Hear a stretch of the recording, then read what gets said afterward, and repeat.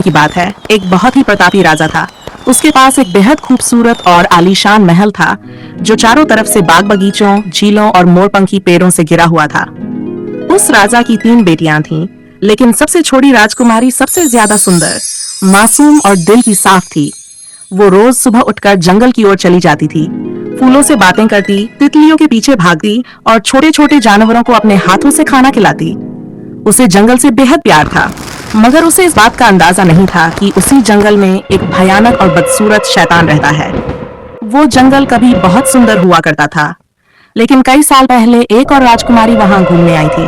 तभी वह शैतान उसे पकड़ कर ले गया और उसके साथ बहुत बुरा किया। उस दिन के बाद वह राजकुमारी कभी वापस नहीं लौटी और शैतान की ताकत बढ़ती गई। तभी से जंगल की रूह बदल गई, पेड़ सूख गए, हवा भारी हो गई और हर तरफ डर का साया मंडराने लगा। छोटी राजकुमारी इन सब बातों से अनजान थी। वो उसी मासूमियत के साथ रोज जंगल जाती रही। एक दिन राजा को पता चला कि वो जंगल अब सुरक्षित नहीं है।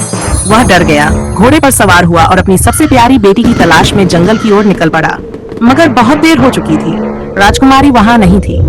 वह कहीं चली गई थी, बहुत दूर, उस जंगल के एक कोने में जहां अंधेरा भी खुद डरता था। लेकिन उसी अंधेरे में एक रोशनी थी, एक सुंदर लड़की जो जंगल में किसी परी की तरह आई थी। वो लड़की दरअसल उसी मरी हुई राजकुमारी की आत्मा थी जो अब जंगल में भटक रही थी।